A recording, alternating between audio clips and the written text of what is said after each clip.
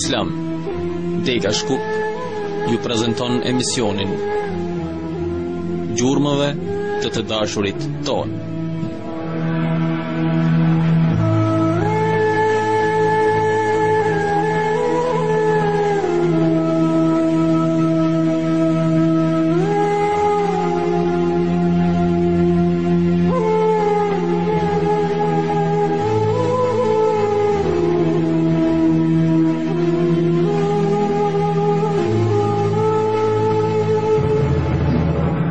Si vuan të vetë profeti sallallahu alaihi wasallam, filluan të vuanin dhe shokët e tij. Abdullah ibn Mesudi ishte shumë i dobët. Njëherë, derisa po ngjitej në një pemë, ju zbuluan këmbët dhe shokët e tij filluan të qeshnin, pasi ishin shumë të holla. Profeti sallallahu alaihi wasallam i pa dhe u tha: "A qeshni me këmbët e dobta të tij?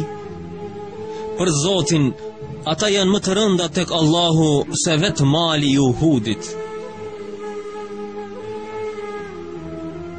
Njëherë, Abdullah ibn Mesudi qëndroi në këmbë para Qabes dhe filloi të këndoi ajete nga surja Rahman.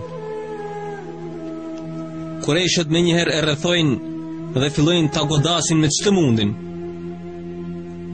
Shokët e tij shkojnë dhe e shpëtojnë prej tyre. Megjithëse ishte rrahur keq, ai pa nga shokët e tij dhe u tha: "Për Zotin, do e përsëris të njëjtën gjë të nesërmen."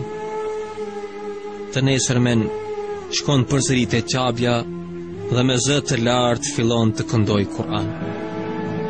Kurejshët e rrethojnë përsëri dhe fillojnë të rrahin më keq se një ditë më parë. Pasi e shpëtojnë shokët e tij, u thot përsëri: "Për Zotin, do ta përsëris të njëjtën gjë të nesërmen." Por profeti sallallahu alaihi wasallam i tha: Jo, mjafton me kaq." "Për Zotin, o i dërguari i Allahut," i thot përsëri, "nuk më janë dukur më të dobët se sot." Njëherë, Ali ibn Abi Talibin e pyesin se kush ishte njeriu më trim prej tyre. Ai tha: "Ebu Bekri." "Po përse?" e pyeti. Aliu i tha: "Njëherë, profeti sallallahu alaihi wasallam e rrethuan Kurejshët te Qabja dhe njëri e godiste, tjetri e shtynte, kurse i treti e tërhiqte për rroba. Në ato momente vjen Ebu Bekri, i cili filloi të shtyjë dhe u thoshte: "A doni të vrisni një njeri për shkak se thot Zoti im është Allahu?" Atëherë ata lanë profetin sallallahu alaihi wasallam dhe filluan me Ebu Bekrin. Ukbe ibn Meiti e shtyi Ebu Bekrin, i cili u rrëzua në shpinë. Ukbe hoqi në allanet që kishte veshur dhe filloi ta godas Ebu Bekrin në fytyrë. Ebu Bekrit ju fry fytyra, sa që nuk i dalloi hunda nga syt dhe humbi ndjenjat. Kur humbi ndjenjat, Kurejshët menduan se vdiq dhe e la. Ashtu e mbajte në krah dhe e qua në shtëpi. Kur arritën në shtëpi, i thanë nënës së tij: "Nëse mbetet gjallë, jepi të haj dhe të pi, dhe mos e lejo të dalë pa kaluar 3 ditë." Pasi që u zgjua nga ajo situatë, natën përmendet Ebu Bekri dhe fjala e parë që thot është: "Çfarë i ka ndodhur të dërguarit të Zotit?" Nëna e tij ja kthen: "Lëre Muhamedin dhe shiko hallin tënd." Por Ebu Bekri i tha: "Për Zotin, nuk do të ha dhe nuk do të pi derisa të qetësohem për të." Shko te Fatime bintu Hattabi, motra Omerit, dhe pyete se çfarë ndodhi profetit sallallahu alaihi wasallam. Shkoi nëna e tij dhe pyeti motrën e Omerit për profetin sallallahu alaihi wasallam. Por ajo i tha: "Nuk di gjë." Pasi kishte frikë nga Omeri, se mos e merr vesh se ka pranuar Islamin. Por nëse dëshiron, mund të vijë me ty. Kështu vajte në shtëpinë e Abu Bekrit. Me ti par, ai pyeti për profetin sallallahu alaihi wasallam. Fatime ja i tha: "O Abu Bekr, nëna jote është këtu." "Mos ki frikë," i tha Abu Bekri, "ajo është me ne." Atëherë Fatimia i qetësoi dhe i tha që është mirë. Ne Abu Bekri u tha përsëri: "Për Zotin, nuk do të ha dhe nuk do të pi gjë, derisa të më mbani dhe të shkoj ta shoh me sytë e mi." Kështu, duke u mbajtur te nëna dhe Fatimeja, u nis për në shtëpinë e profetit sallallahu alaihi wasallam. Me ta arritur dhe ta parë, profeti sallallahu alaihi wasallam tha: "Falenderit o Zot." E profeti sallallahu alaihi wasallam shkoi dhe e përqafoi fort. Abu Bekri, për ta qetësuar profetin sallallahu alaihi wasallam, i tha: "Unë nuk kam gjë, o i dërguar i Allahut, përveç fytyrës." Kurse Bilalin radiallahu anhu e nxjerrën në shkretëtir në kulmin e vapës, e shtrinë për tokë dhe i vendosin sipër kraharorit një gur që e mbanin 10 burra. E rrihnin me kamxhik dhe i thoshin: "Kështu do të heqesh derisa të vdesësh." Kurse ai nuk thoshte fjalë tjetër veç i vetëm. Ata i thoshin: "Thuaj Lat dhe Uza." Kurse ai ju akthente: "Unë nuk di fjalë tjetër veç kësaj." Ata e torturonin edhe më shumë pas kësaj. Ai ju akthente: "Dua ta them, por gjuha nuk e thot dot." Nga muslimanët që torturoheshin ishte edhe Zubeir ibn Awami. Xhaxhai i tij e mbështillte në një rrogos dhe poshtë tij ndiste zjarrin. Derisa tymi e mbulonte dhe nuk merrte dot frym, xhaxhai i tij thoshte: "Braktise këtë fe."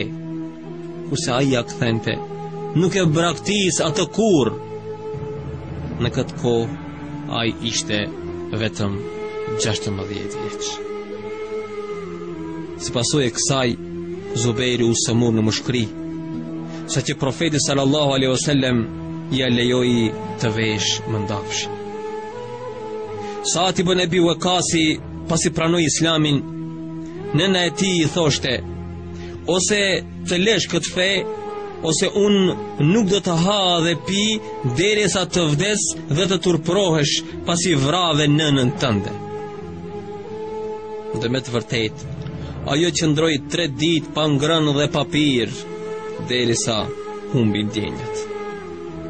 Pasi u përmend, Saad ibn Abi Waqqasi i tha: "O i nëna ime, për Zotin, nëse do të kishe 100 shpirtra dhe të dilni njëri pas tjetrit me qëllim që të lë këtë rrugë, unë nuk do e lija. Prandaj, si të duash, ose ha, ose jo." Kur pakëm nguljen e tij, nëna hëngri. Me këtë rast, Zoti zbriti ajete të reja për respektimin e prindërve. Ne njeriun e kemi urdhëruar për sjellje të mira ndaj prindërit të vet. Lukman 14. E nësa ata të dy tentojnë që ti të më përshkruash mua shok, për çka ti nuk ke kurfar fakti, atëherë mos i respekto ata, po në çështjet e jetës së kësaj bote të kesh mirëkuptim ndaj tyre. Lukman 15.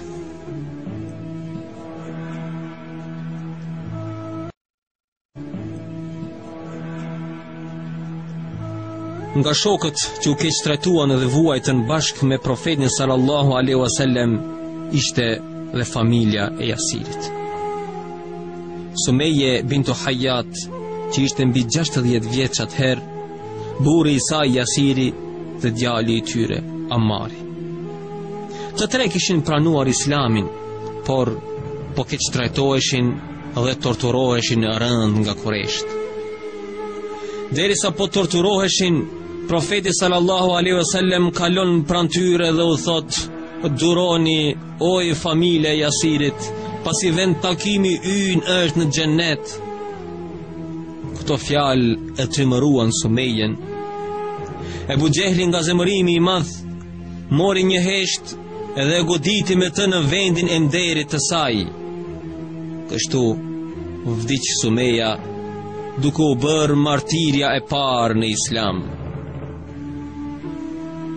Kështu shohim që njeriu i parë që pranoi Islamin pas profetit sallallahu alaihi wasallam ishte grua. Ai që e forcoi dhe i dha vullnet pas takimit të parë me Xhibrilin alayhi salatu wasalam ishte po grua. Dhe tani shahidi i parë në Islam është po grua. Dy ditë pasi vdiq Sumeja, vdiq dhe burri i saj, Jasiri. Profeti sallallahu alaihi wasallam kaloi pranë djalit të tyre Ammarit, i cili e pyeti: o i dërguari i Allahut, a kështu do të vazhdoj kjo punë? Profeti sallallahu alaihi wasallam ja ktheu: duro o Ammar. Më pas ngre duart nga qielli dhe lutet: o Zot, më shiroje familjen e Jasirit, megjithse e ke bërë këtë. Pas 10 vitesh, në betejën e Bedrit, vritet Ebu Gjehli. Pas beteje, profeti sallallahu alaihi wasallam kërkon Ammarin dhe i thot: gëzohu o Ammar, se Zoti e mori hakun për nënën tënde. Nga ata që u keqtretuan nga Kureshët ishte edhe Habab ibn Ereti. Ati ja heqnin rrobat dhe e shtrinin me shpinë si për gurëve të nxehur në zjarr. Ishte mishi i trupit të tij, ai që shuante nxehtësinë e gurëve. Një ditë, i lodhur me fyerjet, përbuzjet, torturat dhe padrejtësi që u bëheshin, shkoi te profeti sallallahu alaihi wasallam dhe i tha: a nuk e lut Zotin për ne? A nuk i kërkon ndihmë dhe të na ndihmoj? Profeti sallallahu alaihi wasallam ishte i mbështetur pas murit të Qabes dhe u drejtua. Fytyra ju skuq dhe ju drejtua me fjalët: për Zotin që nuk ka Zot tjetër përveç ti. Ata që kanë qenë para jush, ndodhte që e merrnin dikë dhe ndanin në dysh me sharr. Megjithatë, kë nuk e bënte të braktis fen. Për Zotin, ai do ta plotësoj këtë çështje, derisa të udhtoj njeriu nga San'a në Hadramot, pa pasur frikë nga tjetër kush përveç Zotit dhe ujkut për delet e tij. Por ju jeni të nxituar. Shohim që profeti sallallahu alaihi wasallam nuk e ledhatoi dhe nuk u përpoq të jap zemër. Kjo, pasi e vërteta që të triumfoj, ka nevojë për burra të fortë dhe të duruar. Pëllumbat postar, kur u jepej letra për ta dërguar diku, fluturonin pa u ndalur, duke duruar erërat dhe shiun, derisa arrinin në destinacionin e duhur. Le të mësojmë nga një pëllumb në mënyrën se si e mban mesazhin dhe e dërgon atje ku është urdhëruar. Krahas vuajtjeve dhe torturave që hoqën muslimanët në këtë periudhë, fituat të kësaj beteje ishin muslimanët. Është një rregull që thotë që e vërteta dhe e mira gjithmonë do të fitojë. Ata që fituan ishin Sumeje, Jasiri, Bilali dhe të tjerët. Kurse humësit e vërtet janë Ebu Gjehli me shok. Në betejën e Bedrit, Ebu Gjehli u vran nga 2 djelmosha të rinj musliman. Nëse e sheh që realiteti rreth teje është i mbushur me korrupsion, mashtrime, rushfete e tjerë, mos ju dorëzo një realiteti të tillë, por lufto se e vërteta patjetër që do të triumfojë. E mira dhe e keqja i ngjajnë shembullit të monedhave fals që hidhen në treg dhe atyre të vërteta. Monedhat e falsifikuara, sado që të jenë përhapur dhe të kenë mbushur tregun, ajo që do të triumfojë është monedha e vërtetë. Nëse hyn në provim dhe kopjon, dije se je monedhë fals. Nëse mashtron me ndërtimin, dije se je monedhë fals. Nëse punon në media dhe publiku t'i paraqet programe shthurëse dhe larg çdo norme morali, dije se je një monedhë fals. Këto parime duhet që fëmijëve tanë të angulisim në mendje. Allahu i Madhërisht në Kur'an thot: ai e lëshon ujin, shiun nga qielli, e sipas madhësisë së tyre rrjedhin përroska, kurse vala bardh mbi vete shkum të fryrë lart. Shkuma e ngjashme është edhe ajo kur shkrihet metali në zjarr për të përfituar ndonjë stoli ose ndonjë mjet. Kështu, Allah sqaron shembullin e të vërtetës dhe të pavërtetës. Përsa i përket shkumës, së ujit apo të metaleve, ajo hidhet si mbeturin, ndërsa ajo që u sjell dobi njerëzve, ajo mbetet në tokë. Errat 17. Historia gjithashtu na mëson që ata që jetojnë vetëm për interesat e tyre vetjake, gjithmonë kanë përfundim jo të mirë. Një pikë tjetër rëndësishme dhe që ja vlen të analizohet është se megjithse disa prej muslimanëve u vranë dhe të tjerët torturoheshin në mënyra më të njerëzore, asnjë nga muslimanët dhe shokët e profetit sallallahu alaihi wasallam nuk përdori dhunën për tu hakmarrë. Megjithse si arabët e asaj kohe të gjithë ishin gjak nxehtë, asnjë prej tyre nuk theu diçka, asnjë nuk shkatërroi dhe asnjë nuk vrau për tu hakmarrë. E gjitha kjo pasi diçka të tillë nuk e pranon mesazhi dhe rruga e profetit sallallahu alaihi wasallam.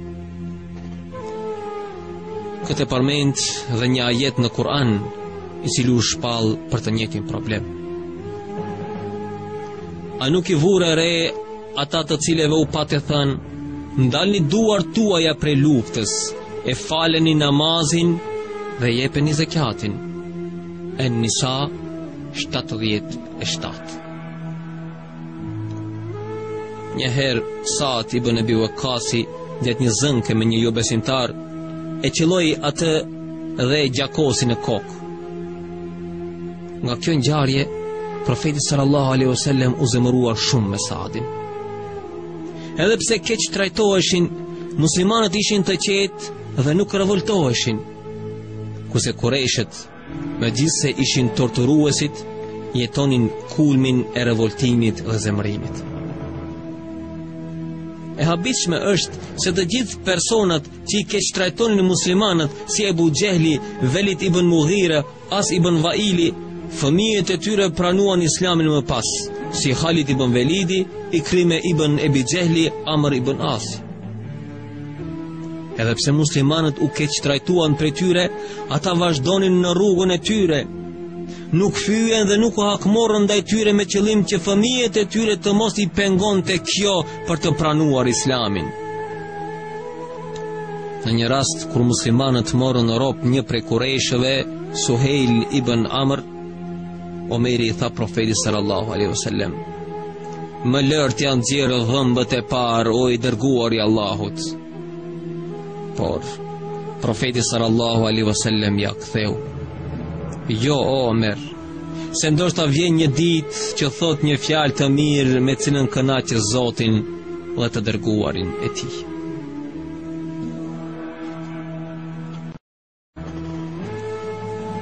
Në mes të kësaj krize dhe vuajtje, Zoti i nderoi muslimanët me islamin e Hamzait dhe Omer ibn Khattabit.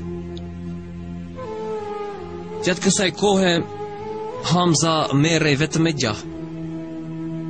Çdo ditë merrte kalin dhe dilte në shkretëtirë për të gjuajtur. Ati nuk i bënte përshtypje asgjë tjetër veç gjahut. Një ditë, derisa kthehej nga gjahu, i del para një vajzë dhe i thot: "O Hamza, si pranon të shkosh për gjah dhe nuk do t'ja dish se çfarë i ndodh djalit të vëllait tënd?" "Por çfarë ka ndodhur?" pyeti Hamza. Ajo i tha: "Ebu Xehli e ka ofenduar dhe lënduar si kur më parë Muhammedin, kurse ti del për gjah." Hamza mori harku në dorë dhe u nis drejt Qabes. Kur arriti atje, i largoi njerëzit që ishin grumbulluar, derisa arriti tek Ebu Xehli, të cilët ju drejtua me fjalët. A e fyen duke qenë unë në fenë e tij? Dhe me harkun që kishte në dorë e goditi kokës dhe i tha: "Ma kthe po ta mbajti." Një nga të pranishmit e pyeti: "A je bërë musliman o Hamza?" "Nëse mundesh më kthe," ju përgjigj Hamza. "Po dëshmoj që ai është i dërguar i Zotit dhe nuk ka gjë që më pengon për këtë." Ebu Xehli u tha të pranishmeve të cilët u revoltuan: "Lërini të qetë, si e ofendova djalin e vëllait." Më pas, Hamza filloi të mendonte mbi ata që tha më parë, pasi kishte thënë po u menduar mirë, por tani nuk bënte ta kthente fjalën. Kështu vepron Zoti kur dëshiron ta udhëzojë dikë. Nga emrat e tij është edhe El Hadi, udhëzuesi. Atë natë nuk fjeti duke u menduar para që kishte thënë. Të nesërmen shkon te profeti sallallahu alaihi wasallam dhe i thot: "O djali vëllait tim, kam rënë në një hall që nuk di si dalë prej tij, pasi e kam shumë të vështirë." Profeti sallallahu alaihi wasallam e ftoi të pranoj Islamin. Hamza ja ktheu: "Dëshmoj se ti e thua të drejtën, prandaj shfaqe fenë tënde dhe mos ki i frikë se mua me vete më ke." Kjo ishte surpriza e parë për profetin sallallahu alaihi wasallam dhe shokët e tij. Surpriza e dytë është kur Omer ibn Khattabi pranoi Islamin. Nëse Hamza e pranoi Islamin në një çast, Omeri do të kaloj disa kontakte të ndryshme me profetin sallallahu alaihi wasallam dhe me muslimanë tjerë. Kontakti i parë: sa herë që profeti sallallahu alaihi wasallam gjente dikë për t'i folur rreth Islamit, do befasohej nga Omeri, i cili detyronte personin të largohej. Profeti sallallahu alaihi wasallam nuk i thoshte gjë, megjithse i largonte njerëzit. Njerëzit sa e shihin atë, largoheshin pasi e kishin frikë. Në një rast të tillë, profeti sallallahu alaihi wasallam i tha: "O Omer, as natë dhe as ditë nuk po më lë të qetë." Kontakti i dytë: ai kishte një skllav që kishte pranuar Islamin. Një ditë e merr dhe fillon të rrah me kamxhik derisa u lodh. Sklavja kur e pa që u lodh i tha: "A e shikon se si të lodhi Zoti, kurse mua më ka dhënë forcë? Për Zotin, unë nuk jam lodhur as pak."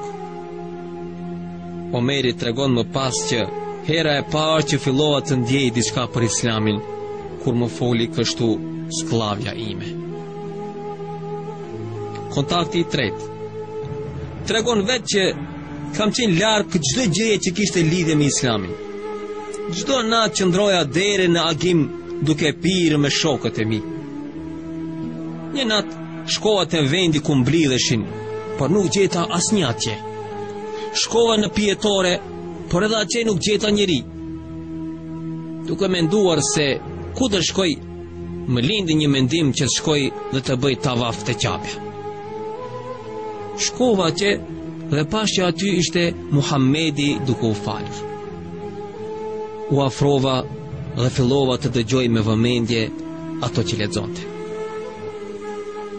Me që nuk ishte tjetër kush, profeti sallallahu alaihi wasallam lexonte me zë të lartë nga suraja El Haqqa. Derisa po dëgjoja, po mendoja me vete që këto që po lexon janë të ngjashme me vjershat. Në atë moment dëgjova që profeti sallallahu alaihi wasallam po lexonte: ai nuk është fjalë e ndonjë poeti, po ju nuk besoni. El-Haqqa 41. Atëherë mendova, janë fjalë të një fallxhori. Në atë çast dëgjova që profeti sallallahu alaihi wasallam po lexonte. Nuk është as fjalë ndonjë fallxhori, po ju nuk përkujtoheni. El-Haqqa 42. Atëherë pyeta veten, çfarë është atëherë? Dhe në çast e dëgjova të lexoj. Është zbritje prej Zotit të botëve. El-Haqqa 43. Kur dëgjova dhe këtë, mu dridh trupi dhe filloi të më bëj përshtypje më shumë Islami. Kontakti i katërt. Derisa po ecte një ditë, shikoj një nga gratë e muslimanëve me rroba ngarkuar. I habitur e pyeti, për ku kështu o motër?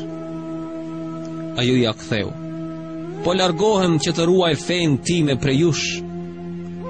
Omeri ja ktheu, nuk është gjë e mirë që po lini vendin tuaj. Gruaja e çuditur nga ky qëndrim i Omerit shkoi dhe i tha të shoqit.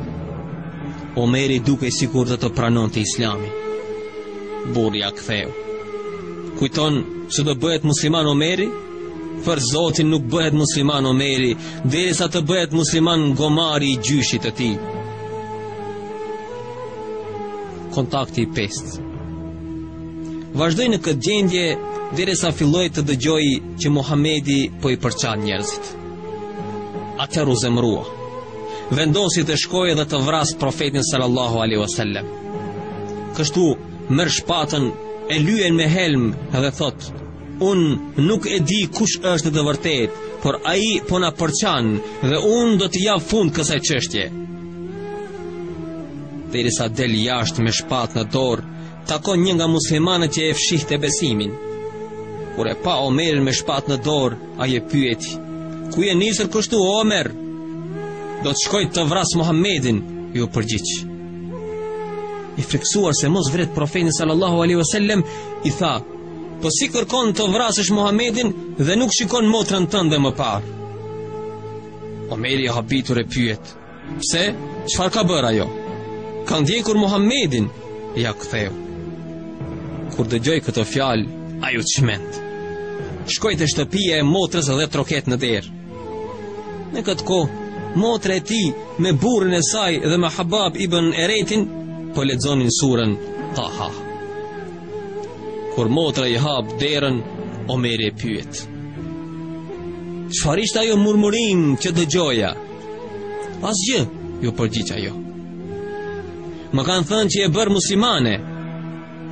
"O Omer," i përgjigjet motra, "po sigur feja që kam zgjedhur të jetë më e mirë se feja jote?" Atëherë Omeri e qëllon me pëllëmb aq sa fillon të rrjedh gjak nga buzët dhe vathi që kishte në vesh, e çan mishin dhe bie për tokë nga forca e pëllëmbës. Burri i motrës i thot: "O Omer, po sigur Islami të jetë më i mirë se feja jote?" Atëherë Omeri filloi ta qelloi edhe atë. Motra e tij Fatimia, duke u munduar ta largojë Omerin nga i shoqi, e bie për tokë librin që po lexonte para se të vijë Omeri. Omeri e shikon dhe i kërkon që t'ja jap. "Ti nuk je i pastër," i thotë motra. "Shko lahu një herë, pastaj ta jap." Shkoi dhe u la dhe e mori librin në të cilin ndodhej surja Taha dhe filloi të lexojë.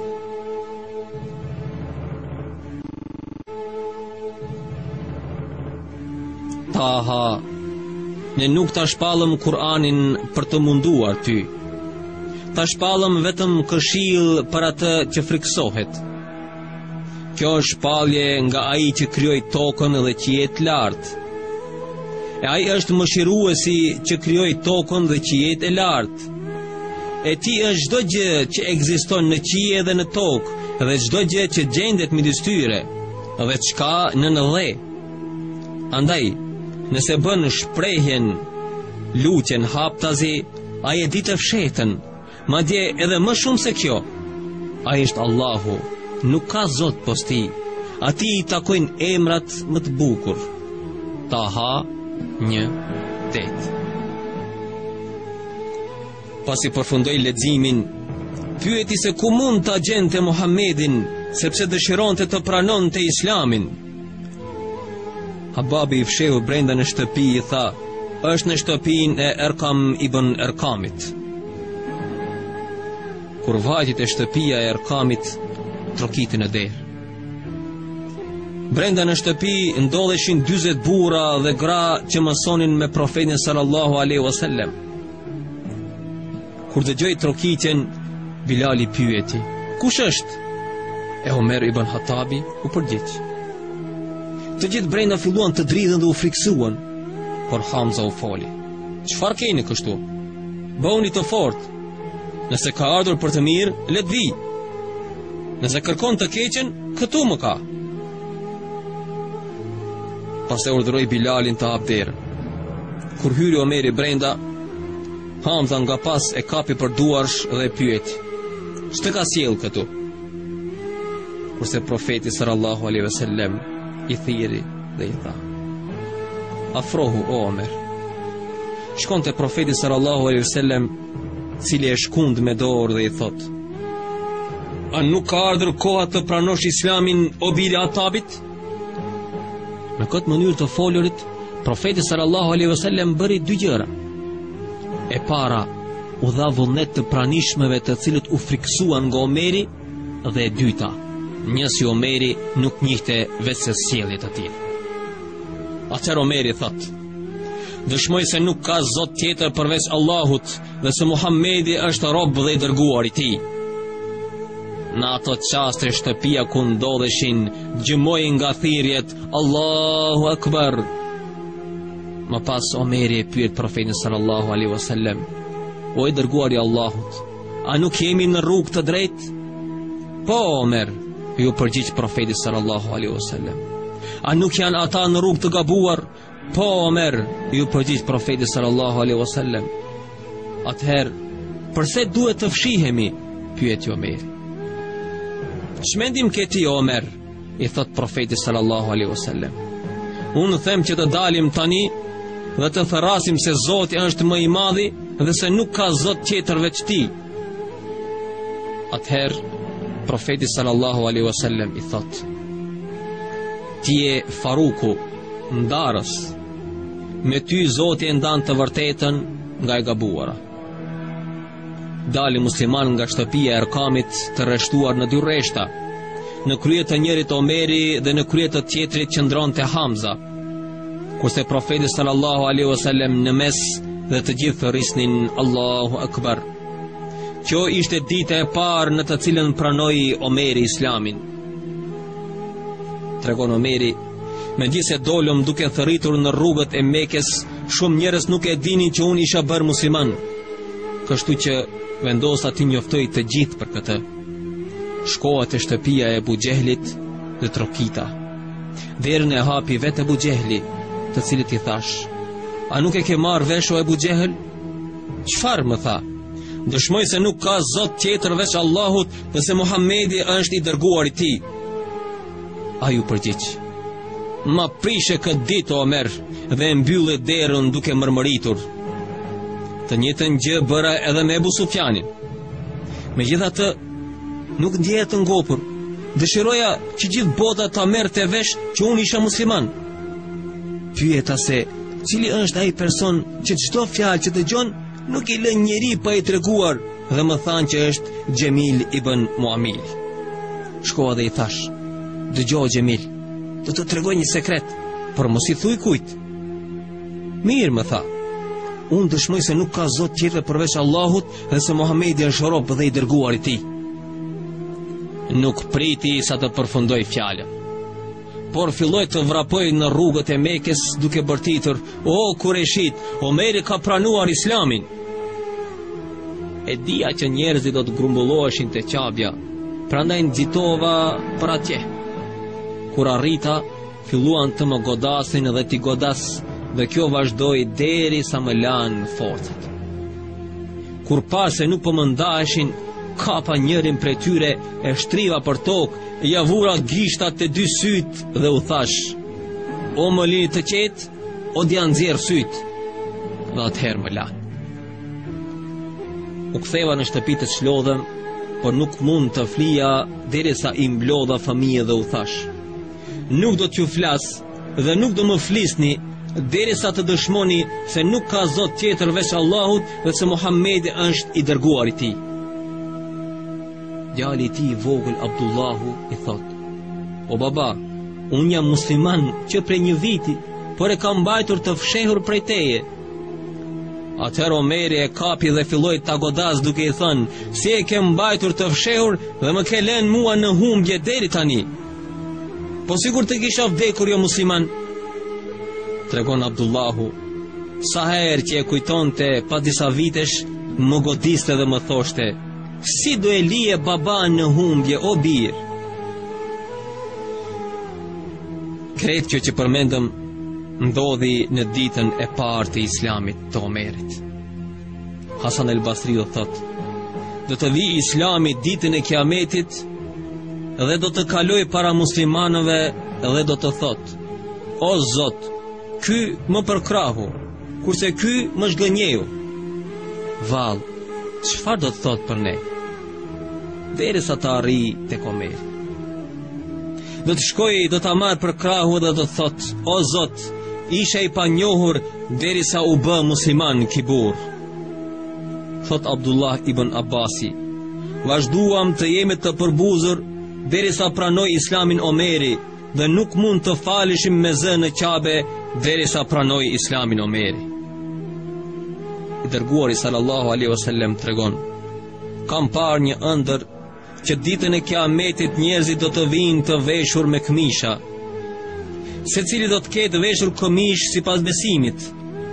Disa do ta kenë këmishën deri te krahërori, disa të tjerë deri te qafa. E pash Omerin që derisa vinte e tërhiqte zvarr këmishën e tij.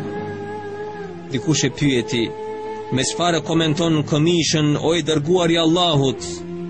Ai tha: këmisha është Islami.